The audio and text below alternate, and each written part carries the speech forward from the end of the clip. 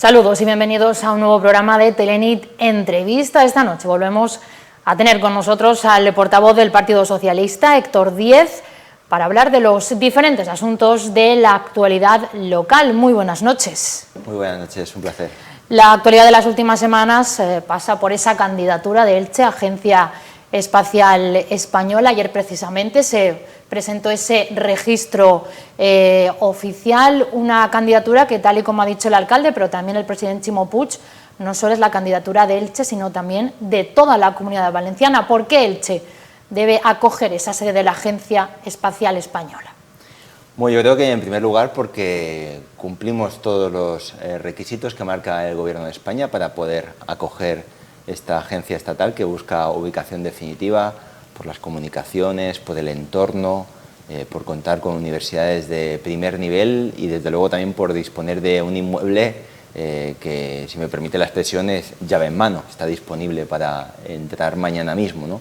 Por tanto, cumplimos todos esos requisitos añadidos a los competitivos y sin ninguna duda yo creo también porque supone poner a Elche en el primer orden nacional de ciudades que apuestan por la innovación, por la ciencia, por la digitalización, y creemos que es una grandísima oportunidad y sin ninguna duda que la Generalitat Valenciana haya decidido apoyarla y hacerla suya hace que sea una candidatura de ámbito autonómico que sin ninguna duda nos refuerza, sumado al apoyo de más de un centenar de entidades, administraciones, asociaciones que apoyan la candidatura de Elche.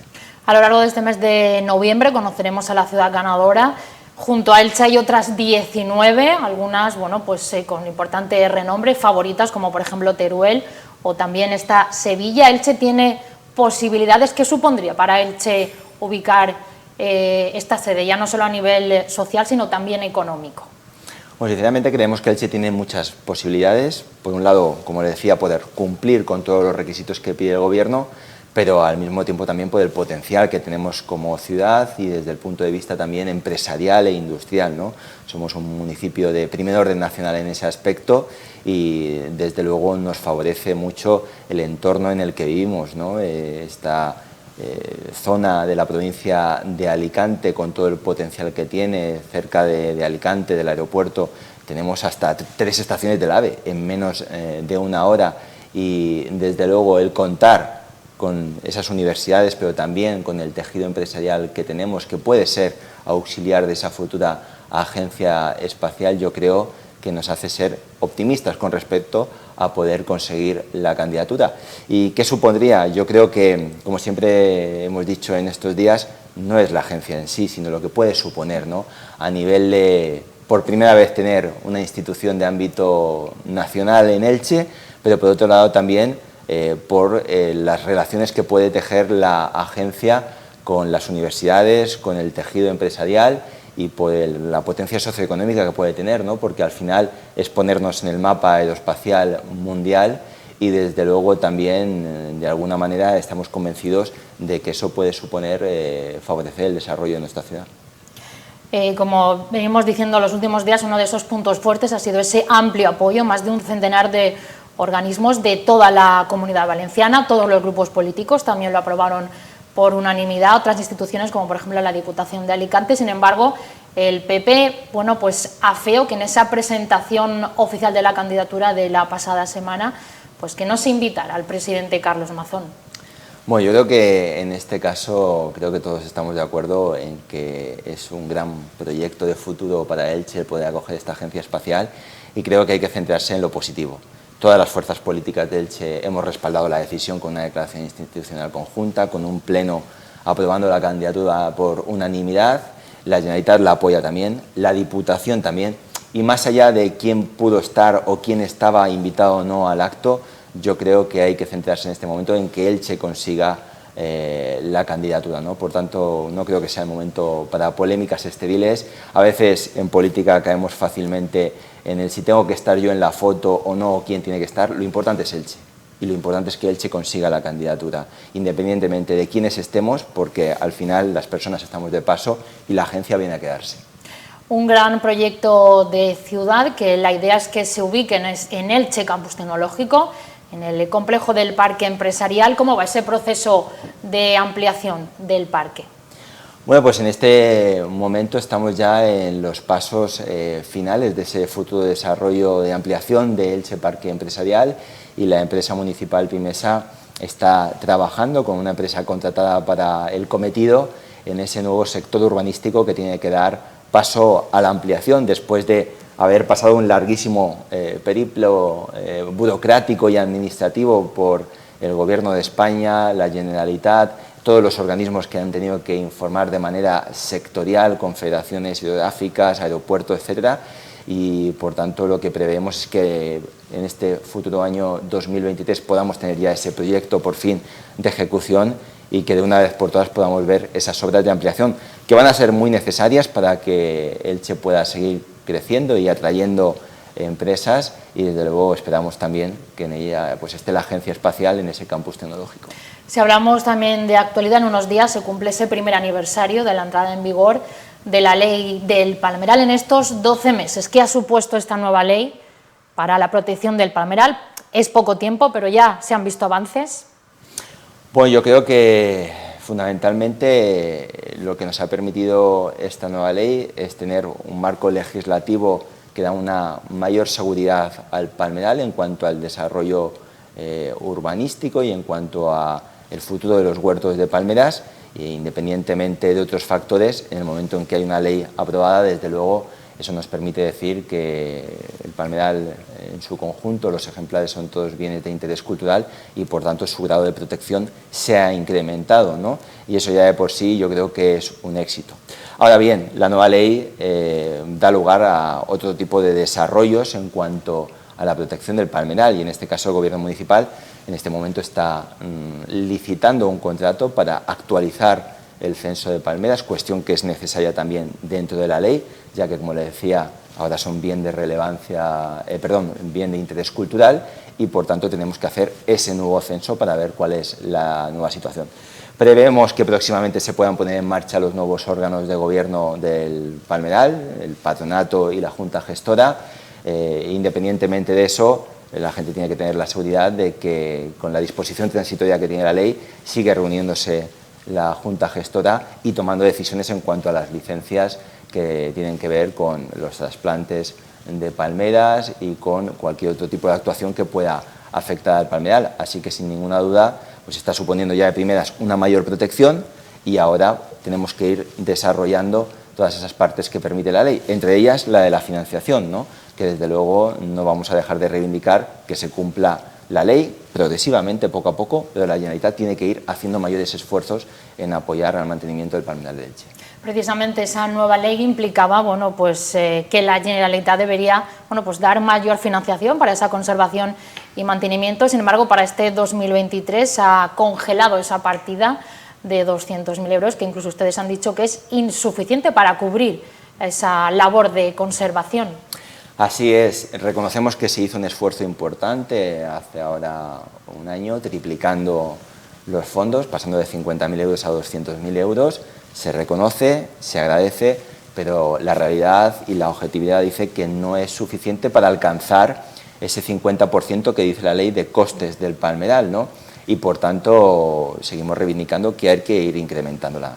Desde luego reconocemos las dificultades a la hora de elaborar cualquier presupuesto. En el ayuntamiento hacemos el nuestro, sabemos que es difícil, pero esperamos que pueda ir subiendo en los próximos años, ¿no? Porque estamos aún muy lejos. Hay que tener en cuenta que solo la plantilla de palmereros municipales y el personal del patronato del palmeral ya supone un coste cercano a los 900.000 euros, ¿no? Por tanto, sin añadir el coste del agua de riego, la poda de las palmeras, los tratamientos fitosanitarios y un largo etcétera, estamos hablando de mucho dinero que costea solo el Ayuntamiento de Elche, y que por tanto, para el cumplimiento de la ley, pues queremos que se vaya avanzando año a año y que la partida pueda ir creciendo. Y también pedir esa implicación del Gobierno de España, porque la Diputación sí que, pues este año también ha empezado a ayudar en esas labores de mantenimiento, pero desde el Gobierno de España parece que no colaboran en esa labor de mantenimiento. Bueno, en este caso, desde luego, es de agradecer el esfuerzo que hizo la Diputación de Alicante con una subvención nominativa de 50.000 euros, que no es una gran cifra, pero desde luego es de agradecer, y por tanto nosotros este año la hemos acogido con los brazos abiertos, la hemos justificado con gastos que se han producido y bienvenida sea, ¿no? Por parte del Gobierno de España es cierto que desde que la plaga del picudo rojo dejó de estar considerada como plaga de ámbito nacional, pues no hay una financiación directa, que sí que en este caso pues ha asumido la Consellería de Medio Ambiente con la Dirección General de Salud Vegetal. Ahora bien, lo deseable sería que de la misma manera que otros bienes patrimonio de la humanidad pueden acceder a financiación, el palmeral también lo haga, ¿no? Quiero recordar que el Gobierno de España ha abierto esa línea de ayudas a los bienes patrimonio de la humanidad, es $500.000 de euros para toda España. Sería deseable que se incrementara también con el tiempo porque, por suerte, España tiene muchos bienes patrimonio de la humanidad. Y bueno, en el caso del palmeral de Elche, recibimos ahora, hace 2 años, una subvención de 50.000 euros para la remodelación de la ruta del palmeral. En la medida en que vayan saliendo esas subvenciones, que es verdad que no son nominativas y directas, son en régimen competitivo, iremos acogiéndonos y, desde luego, lo que le decía, es deseable que se vaya incrementando porque hay mucha competencia con otras ciudades y siempre y cuando haya un marco de ayudas al que acogerse, el Ayuntamiento de Elche ahí estará para recibir esa ayuda del Gobierno de España. Volviendo a esa ley del palmeral, se cumple ahora ese primer aniversario, no exento de críticas desde la oposición y también desde Bolén Palmeral, pues que han hablado, aparte de esa, que no se ha creado ese patronato, también hablaban de huertos abandonados y también, pues que están en contra de la creación de ese casal fester en el Hort del Gat.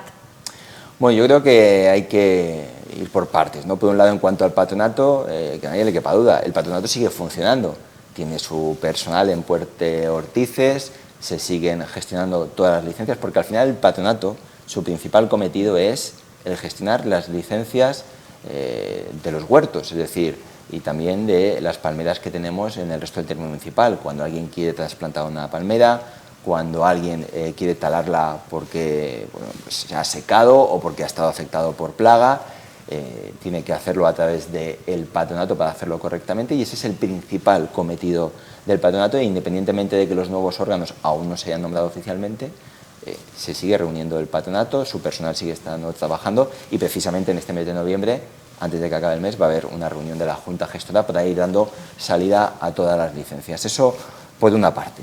Por otro lado, en cuanto al Hort del Gat, que como todos sabemos por fin está en obras, se está rehabilitando y poniendo en valor esa casa del Hort del Gat tan emblemática e icónica para nuestra ciudad, yo creo que le hemos buscado un cometido que es muy interesante desde el punto de vista social y festero, que sin ninguna duda son entes que tienen mucha repercusión en la ciudad de Elche. Y quiero recordar que la ley es muy clara en este aspecto. Dice claramente que en los huertos de palmeras se pueden desarrollar actividades de ámbito social, no solo las que tienen que ver estrictamente con el palmeral. Por tanto, estamos cumpliendo la ley, estamos poniendo en valor un edificio icónico y le estamos dando uso para que no se deteriore, que es lo que había pasado en los últimos años. Hablaba de ese censo de palmeras, para actualizar ese número de ejemplares, hablaban de alrededor de 170.000, pero hace unos días el Partido Popular pues señaló que ese censo ya se había hecho en 2013 durante el gobierno de Mercedes Alonso, y pedían que, pues que ese dinero que se piensa destinar a ese censo se destine a una campaña de repoblación de palmeras. Pues en este caso es necesario realizar ese censo por el cambio legislativo. Es decir, hasta ahora tenemos una situación de huertos patrimonio de la humanidad, huertos que no son patrimonio de la humanidad pero están clasificados, y otros huertos u otras palmeras que no están clasificadas. Puesto que vamos a un escenario donde las palmeras son bien de interés cultural, hay que actualizar ese censo. Yo no voy a entrar en polémicas de si el último es el de los 90 o el último es el que acaba de sacarse de la manga el señor Ruz. No me interesa. Lo que me interesa es cumplir la ley, y la ley dice que hay que actualizar ese censo y hay que tenerlo claro. Y por tanto, puesto que han pasado muchos años, ya sea 2013 o 1998, hay que hacer el censo, y lo vamos a hacer en cuanto se adjudique el contrato.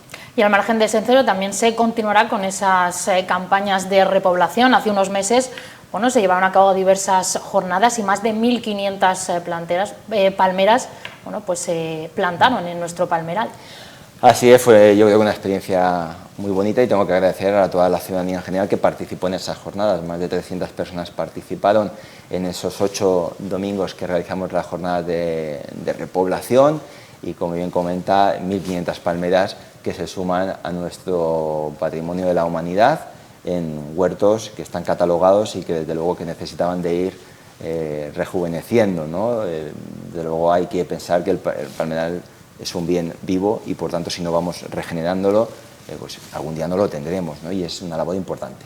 En la medida en que los técnicos vayan considerando el momento oportuno, iremos realizando distintas campañas de repoblación. Ahora ya entramos en unos meses en que no son los meses idóneos para plantar palmeras, pero en cuanto vuelva a asomar un poco el calor en primavera, realizaremos una segunda edición de esas jornadas de repoblación y si pueden ser 1.500 o 2.000 palmeras más, pues desde luego las plantaremos y estoy convencido que la ciudadanía volverá a responder con el mismo entusiasmo que lo ha hecho en la anterior edición.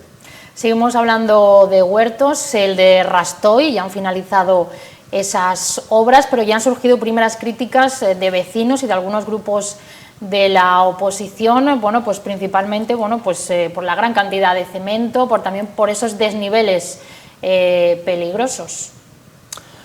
Bueno, yo creo que en términos generales la zona ha quedado muy bien. Estábamos hablando de una zona que era un descampado en medio de Elche, apenas quedaba nada de los de Rastoy, creo que quedaban 2 o 3 palmeras que ni siquiera podría afirmar que formaban parte del antiguo de Rastoy, pero no quedaba nada de él, ¿no? Y sinceramente creo que la ciudadanía compartirá que la entrada a Elche por la avenida Alicante y avenida Candalís era un poco, en fin, mejorable, diría yo, ¿no? Con todos esos coches aparcados, dando la bienvenida a la entrada del centro de Elche, a nuestra parte más turística, ¿no? Yo creo que ahora la visión ha cambiado radicalmente. En cuanto uno coge las curvas de la avenida de la Candalix se encuentra con una zona verde, que es verdad que aún se tienen que abrir las palmeras cuando pase un tiempo y se adapten a su nuevo entorno, pero que permite tener una fachada de entrada al centro histórico mucho más bonita y acorde con lo que se espera en un entorno que está lleno de huertos de palmeras. Si es más una plaza con zona jardinada o es más huerto, bueno, yo creo que eso es para gustos los colores, ¿no? Desde luego yo no creo que se pueda decir que es un huerto tradicional de palmeras, pero que sí que tiene una parte que trata de recrear un huerto tradicional con sus palmeras y con las partes centrales con algunos de los árboles más típicos de Elche, como puedan ser los granados, ¿no? El resto es verdad que se ha apostado por realizar un pavimentado a modo de plaza para que la zona gane también espacio público, que yo creo que es interesante en una zona con importante densidad de población y por tanto creo que ha creado una plaza que está muy bien y que nos permite conectar los huertos del norte con los del sur que hasta ahora no estaban conectados. En cuanto a la cuestión de los desniveles yo creo que hay en todos los barrios, en todas las pedanías, en todas las calles y no sería la primera vez que tenemos un huerto de palmeras con desnivel en una acera. Le pongo 2 casos muy claros. En la calle Blasos Sánchez, en Puertas Coloradas, hay desnivel entre la acera y el huerto y no hay mureta. O, por ejemplo, también en la calle Gijona, con los huertos que están de Bonlladre, Contador, hay también desnivel con la acera, con el huerto, ¿no? Creo que no es nada nuevo y en todos los ámbitos nos podemos encontrar con situaciones de desnivel, ¿no? Si sería necesario no poner un vallado, bueno, yo creo que estéticamente ha quedado bastante bien, pero al final creo que es una cuestión subjetiva. Pero ahora bien, decir que es algo peligroso, peligros hay en todas las calles y en todas las zonas de Elche. Al final creo que se trata pues, de ir con cuidado. Una actuación que también ha supuesto eliminar aparcamientos, una actuación que ya se ha visto en otras zonas, la calle San Vicente, también en la calle Olegario do Marco Seller en Carrús. Ya se están buscando esas posibles soluciones dentro de ese plan de aparcamientos. ¿Cuándo va a comenzar? Porque la idea era esas 1.000 primeras plazas en estos próximos meses. ¿Cuándo va a empezar?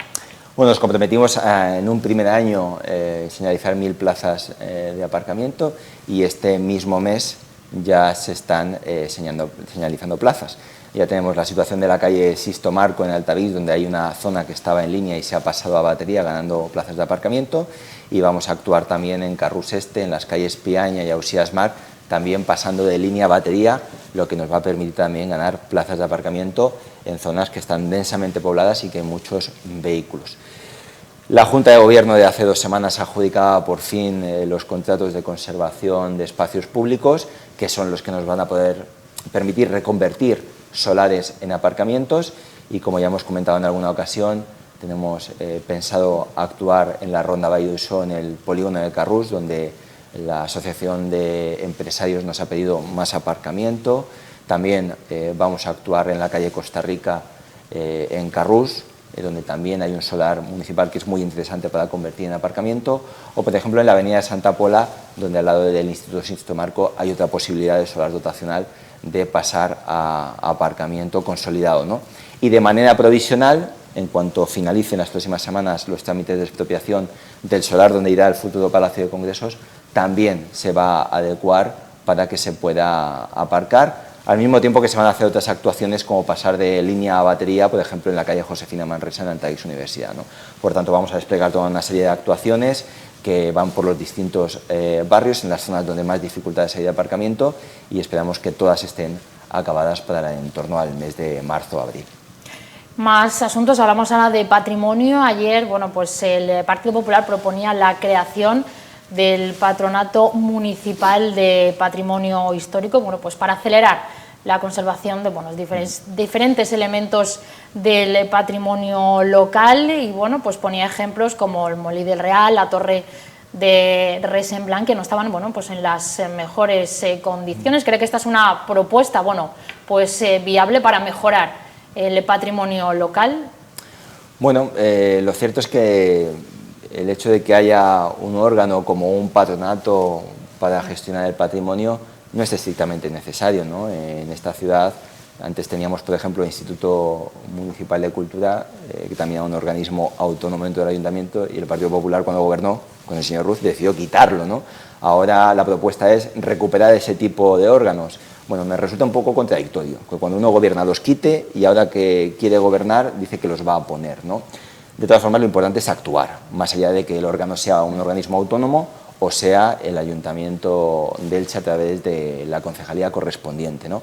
En este momento tenemos en licitación la rehabilitación de Molí Real, que es cierto que se quedó desierta en una primera licitación, no se presentó ningún licitado y por tanto se ha revisado el presupuesto, se ha revisado el proyecto y se ha vuelto a licitar para ver si conseguimos ahora adjudicarlo y rehabilitar el Molí Real. Y por otro lado, quiero recordar que para reparar los tapiales del Palacio de Altamira ya se solicitó una subvención, en este caso las relacionadas con Patrimonio Mundial del Gobierno de España, fue rechazada y por eso no se pudo actuar, y en este caso vamos a tratar de ver si bien a través de medios propios o presentándonos otra vez a esta convocatoria del Ministerio de Cultura podemos reparar en este caso lo que es la fachada del Palacio de Altamira en lo que tiene que ver con esos tapiales que se están desprendiendo por el paso del tiempo, que son las partes últimas que se habían renovado en los años 90 y que se han desconchado, y por eso se están produciendo esas pequeñas caídas de escombro. Y respecto a elementos, por ejemplo, la Torre de Baillo, que está cerrado, la Torre de Resenblanc, que también está protegida por redes. Hace unos días en el Pleno la edil de Urbanismo hablaba, bueno, pues que en estos años, bueno, pues se había rehabilitado Calendura. ¿Cree que es suficiente lo que ha hecho el Gobierno local en materia de patrimonio? Bueno, partiendo de la base de que uno siempre hace todo lo que puede, porque obviamente creo que es digno pensar que cualquiera que se ponga en situación de gestionar el patrimonio local hace todo lo que puede, ¿no? Y ahora bien, por suerte nuestros bienes patrimoniales son variados y desde luego todos tienen muchísimo valor. En este caso, como bien ha dicho la concejala de Urbanismo, se ha actuado en la Torre de Calendura, estamos actuando en este mismo momento en el Hort de Pontos, rehabilitando la casa del huerto tradicional del Hort de Pontos, que creo que también tiene mucho valor, licitando la rehabilitación del Molí Real. Por tanto, creo que se está actuando en determinados bienes. Hay muchísimos más, como bien ha comentado la Torre de Resenblanc, o por ejemplo también la Diputación de Alicante está con el plan rector de la Basílica, al que luego el Ayuntamiento pues tiene el propósito de, con el resto de administraciones, poder afrontar que se pueda rehabilitar la Basílica, ¿no? Por tanto, creo que se está trabajando con lo mejor que se puede y obteniendo los resultados según están las circunstancias, ¿no? Desde luego siempre nos gustaría hacer más, no siempre es posible, pero creo que sí que se puede decir que se están haciendo cosas, desde luego. Además, ahora bueno, se ha dado un paso más con ese catálogo de edificios protegidos. ¿Qué puede suponer esto para la protección del patrimonio local? Bueno, yo creo que puede suponer un punto diferenciador respecto a la situación que hemos vivido durante estos años, ¿no? Donde nos hemos encontrado con un catálogo que probablemente en su momento era acorde a la situación, pero que con el paso de los años se ha visto claramente que hay que ampliarlo. En la medida en que nos hemos encontrado en una situación económica en la que se ha recuperado el sector de la construcción, hemos visto cómo algunos edificios del centro con valor patrimonial se veían en riesgo y el ayuntamiento en la imposibilidad de hacer nada porque no estaban protegidos, ¿no? Por tanto, eso es algo que queremos corregir con ese nuevo catálogo de edificios protegidos para no vernos en esa situación, ¿no? Hay multitud de ejemplos de casas particulares en Elche que quedan en muchas calles que pasamos por delante y no nos damos ni cuenta hasta que llega el día que quieren tirarla y por tanto por ello creo que es tan importante cuanto antes actualizar ese catálogo de edificios y es un cometido que estoy convencido que comparte toda la corporación. Al margen del tema de patrimonio, hablamos de limpieza, sigue esa campaña de implantación del quinto contenedor de residuos orgánicos. La semana pasada pues comenzaba en la zona del Pont Nou, también en pedanías como Perleta o Balsares. ¿Cuáles van a ser esos siguientes pasos? Bueno, pues como bien decías, en estas últimas semanas ha empezado esa primera ruta del campo que recorre al final desde Arenales, Balsares, Valverde y Perleta y luego en la ciudad se ha puesto en marcha la recogida también de la orgánica en el sector de Blasco Ibáñez, Plaza de España y Poeta Miguel Hernández, ¿no? Toda esa cuadrícula. Bueno, poco a poco vamos poniendo en marcha la orgánica en distintos barrios y en el mes de diciembre se da el turno de Carrús Oeste, ¿no? Creo que hasta ahora está teniendo una buena acogida, si bien es cierto es que tenemos que seguir haciendo campañas de sensibilización y concienciación y desde luego desde aquí pues, pedir la máxima colaboración a la ciudadanía para que participe de la recogida de la orgánica porque es importante para la ciudad por cumplir no solo con los objetivos medioambientales sino también porque creo que una ciudad como la nuestra tiene que estar a la vanguardia en este tipo de cuestiones y porque al final para las arcas municipales que mantenemos todos va a suponer una reducción de costes el que al final nuestros residuos se gestionen correctamente separados. Pues muchas gracias, Héctor Díez, por acompañarnos. Gracias a vosotros. Esta noche recordarles que pueden volver a ver este programa en nuestra web, teleelch.es, y también en nuestro canal de YouTube. Sin más, nos vemos la próxima semana aquí en Telenit Entrevista.